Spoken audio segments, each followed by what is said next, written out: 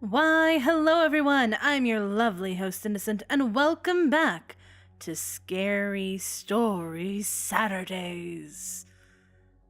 I don't know I don't know how to make that transition spooky, because my voice isn't spooky. It's cute and flowy. Perfect match for me.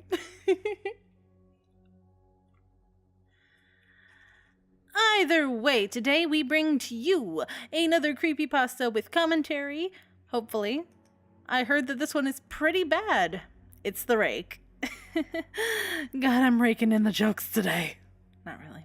But yeah, I want to do commentaries on the quote-unquote classic creepypastas, so this one was posted in 2009, so I consider that one of the classics.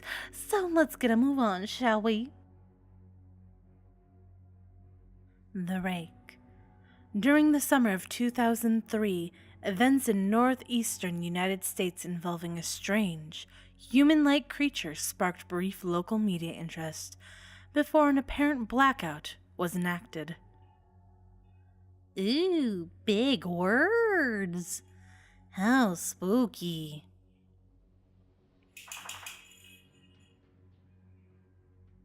My dog. How spooky. Little or no information was left intact, as most online and written accounts of the creature were mysteriously destroyed. Okay, sure. That sounds logical. Mysterious. Ooh. Primarily focused in rural New York State, self-proclaimed witnesses told stories of their encounters with the creature of unknown origin. My dog is a creature of unknown origin that doesn't want to stop being loud. Thanks. Emotions range from extremely traumatic levels of fright and discomfort to an almost childlike sense of playfulness and curiosity. While their published versions are no longer on record, the memories remain powerful. Several of the involved parties began looking for the answers that... What? Okay. They use a lot of big words, but their sentence structure is a bit off. Let's try that again. Several of the involved parties began looking for answers that year. In early 2006, the collaboration had accumulated nearly 24 documents dating between the 12th century. Hello, mouth? Are you okay? The 12th century and present day, spanning 4 continents. In almost all cases, the stories were identical. I have been in contact with a member of this group and was able to get some excerpts from their upcoming book. What book? This is how you know it's a creepypasta. Fucking folklore bullshit. There ain't no book out, bitch. Where? The Rake. A Suicide Note, 1964. As I prepare to take my life, I feel it necessary to assuage any guilt or pain I have introduced through this act. It is not the fault of anyone other than him. For once, I awoke and felt his presence. And once I awoke, I saw his form. Once again, I awoke and heard his voice and looked into his eyes. I cannot sleep without fear of what I might next experience. I can never wake. Goodbye. Found in the wooden box were 2 empty envelopes addressed to William and Rose, and 1 loose personal letter with no envelope. Dearest Linny, I have prayed for you. He spoke your name. We playing the pronoun game, cause who he? Is it the Rake?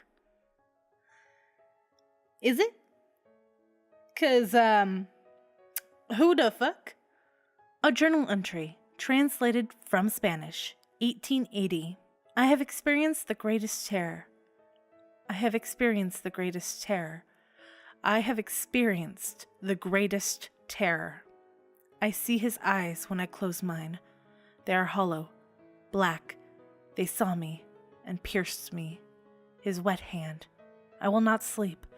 his voice, and a bunch of unintelligible text, apparently. Or says in parentheses. A mariner's log, 1691. Bitch, I don't have Facebook friends. The fuck? Who? Hello? He came to me in my sleep. From the foot of my bed, I felt a sensation. He took everything. We must return to England. We shall not return here again at the request of the Rake. Okay, at least they're not playing the pronoun game. Thank you. The pronoun game? Pronoun game.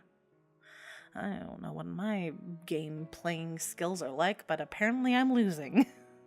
From a witness, 2006. Just a witness? Wow. Very ambiguous. 3 years ago, I had just returned from a trip to Niagara Falls with my family for the 4th of July. We were all very exhausted after a long day of driving, so... What? Hello? I do not have friends. What is this? We were all exhausted after a long day of driving, so my husband and I put the kids right to bed and called it a night. At about 4 a.m., I woke up thinking my husband had gotten up to use the restroom. I used the moment to steal back the sheets, only to wake him in the process. I apologized and told him I thought he got out of bed. When he turned to face me, he gasped and pulled his feet up from the end of the bed so quickly his knees almost knocked me out of bed, then grabbed me and said nothing. After adjusting to the dark for half a second, I was able to see what caused the strange reaction. At the foot of the bed, sitting and facing away from us, there was what appeared to be a naked man, or large hairless dog of some sort. Its body something, apparently, because I can't read. Its body's position was disturbing and unnatural, as if it had been hit by a car or something. What is writing? What was that sentence? I fixed that sentence. For some reason, I was not instantly frightened by it, but more concerned as to its condition. At this point, I was somewhat under the assumption that we were supposed to help him. Why? Why? He came into your room, in your house, where your children are.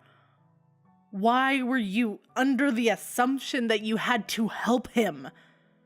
What? My husband was peering over his arm and knee, tucked into the fetal position, occasionally glancing at me before returning to the creature. In a flurry of motion, the creature scrambled around the side of the bed and then crawled quickly in a flailing sort of motion right along the bed until it was less than a foot from my husband's face. The creature was completely silent for about 30 seconds, or probably closer to 5, it just seemed like a while, just looking at my husband. The creature then placed its hand on his knee and ran into the hallway, leading to the kids' room.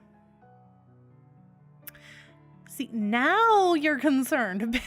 What were you, why were you not concerned prior to this? You should always be concerned if there's somebody in your room that you don't know. Okay? Glad we got that under wrap. I screamed and ran for the light switch, planning to stop him before he hurt my children. When I got to the hallway, the light from the bedroom was enough to see it crouching and hunched over about 20 feet away. He turned around and looked directly at me, covered in blood. I flipped the switch on the wall and saw my daughter Clara. The creature ran down the stairs while my husband and I rushed to help our daughter. She was very badly injured and spoke only once more in her short life. She said, "He is the Rake." How old was your daughter? 'Cause I want to know. 'Cause, if she didn't know how to speak very well and was still learning, that's a very impressive sentence for her last one. Good job. My husband drove his car into the lake that night while rushing our daughter to the hospital. He did not survive. Okay, that escalated quickly. Sure. Yeah, totally. Okay. Being a small town, news got around pretty quickly. The police were helpful at first, and the local paper took a lot of interest as well. However, the story was never published, and the local television news never followed up either. For several months, my son, Justin, and I stayed in a hotel near my parents' house. After we decided to return home, I began looking for answers myself. I eventually located a man in the next town over who had a similar story. We got in contact and began talking about our experiences. There is an eyelash in my eye. Ow. This commentary is golden. Oh, wow. Yeah, this story isn't as bad as people were telling me, so... I mean, yeah, that's a good thing. Doesn't mean I don't have a lot of commentary. The house is creaking. Joy. He knew of 2 other people in New York who had seen the creature we now referred to as the Rake. It took 4 of us 2 solid years of hunting on the internet and writing letters to come up with a small collection of what we believe to be accounts of the Rake. None of them gave any details, history, or follow-up. One journal had an entry involving the creature on its first 3 pages, and never mentioned it again. A ship's log explained nothing of the encounter, saying only that they were told to leave by the Rake. That was the last entry in the log. There were, however, many instances where the creature's visit was one of a series of visits with the same person. Multiple people also mentioned being spoken to, my daughter included. This led us to wonder if the Rake had visited any of us before our last encounter. I set up a digital recorder near my bed and left it running all night, every night, for 2 weeks. I would tenderlessly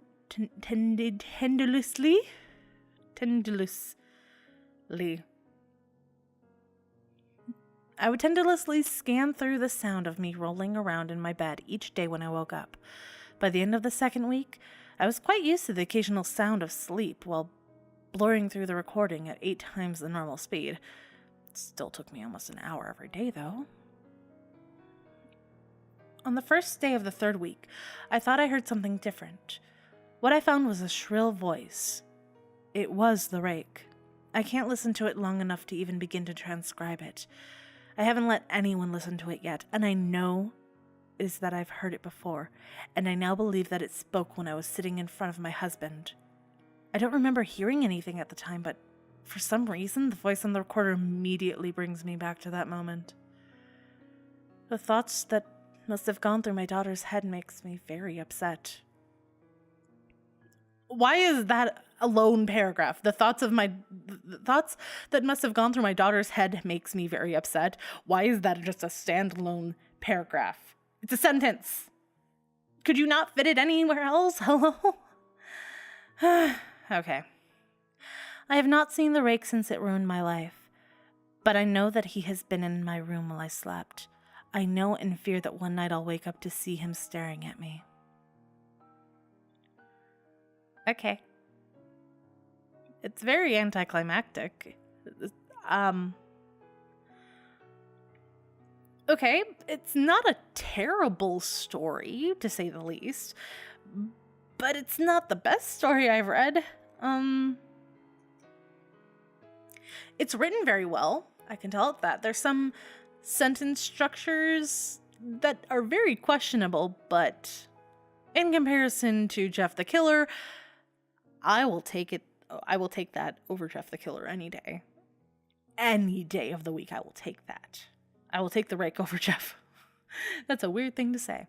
Other than that, it sounds very much like a folklore legend type of deal, which I like more than the general consensus of creepypastas on the internet. So, A in my book, not an S or an A+, but still pretty good.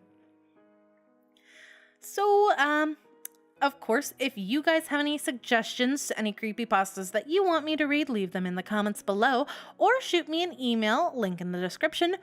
And of course, you can join my Discord. We have a server set up, or a channel, really, set up for that specific detail that you can just send me links to creepypastas or song covers or anything that you want me to look at. It's kind of barren over there. I am starting to make emotes for it, so that's fun and interesting. Anyway, this has been the Rake, or at least the earliest version of the Rake I could find.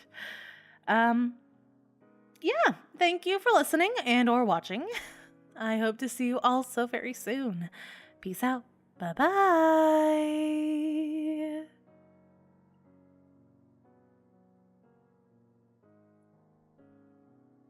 Sitting at the foot of my bed, trying not to eat my children.